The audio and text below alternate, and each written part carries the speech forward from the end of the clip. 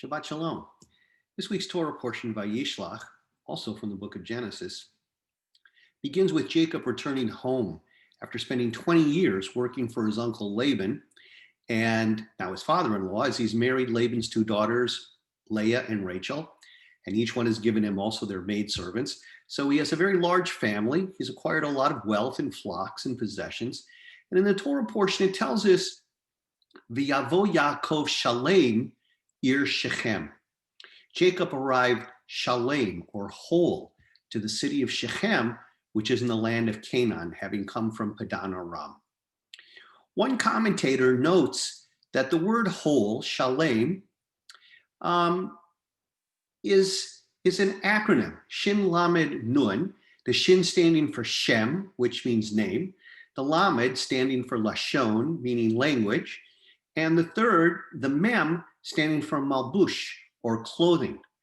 It seems that despite Jacob living outside the land of Canaan, the biblical land of Israel, and living with Laban, who was not a positive influence and whose environment could hardly have helped Jacob maintain his Hebrew, or we could say today, Jewish identity, Jacob nonetheless overcame all these negative influences and kept his Hebrew or Jewish background in a strange way.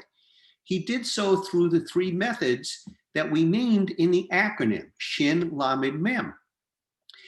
He kept his Hebrew name, the Shem, and that of his family. He did not relinquish his spoken Hebrew, his native language, and he did not adopt the clothing of the local environment. In our day, these three methods still have great relevance in maintaining our own Jewish identities. Number one, every Jewish child and adult should have a Hebrew name.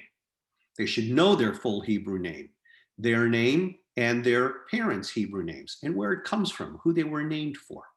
This helps connect us to our family, our past, and to the traditions of our people. Remember what your parents have taught you, the values they've instilled in you. Second, every Jew should be familiar with the Hebrew language, Lashon. This is our holy language, the language of the Torah, the language of our prayers. One should be able to pick up a siddur, a prayer book, and join in communal worship and home rituals. The knowledge of Hebrew connects us to Jews throughout the world. It makes us one community. And lastly, we can take a little poetic license and understand clothing, or malbush, as the general mores of our surroundings, keeping Shabbat in festivals, observing Jewish rituals, such as keeping kashrut or parts of kashrut, putting on talis for prayer, putting up a mezuzah on our doors, and being involved in Jewish organizations and activities, even the synagogue. These are the dressings that make us Jewish. And of course, there is no greater mitzvah than that of partnering with God to make our world shalem, whole, and at peace, shalom, making it a better place for you and for all mankind. It sounds like a daunting task, but each of us has the ability to be shalem, to be whole, even in these very difficult and challenging times. All we have to do is remember our names, where we come from, what it means to persevere as Jews have persevered throughout the ages. Remember our language, our Hebrew language, but also perhaps the way we can speak to each other to uplift our spirits during this difficult time.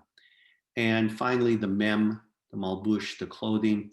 Let's all dress ourselves in civility, in patience, in kindness, as well as being involved and active in all of our Jewish organizations and Jewish institutions. I hope this way all of us can be shalem, can be whole, and all of us can find shalom, peace and well-being in our world. Shabbat Shalom.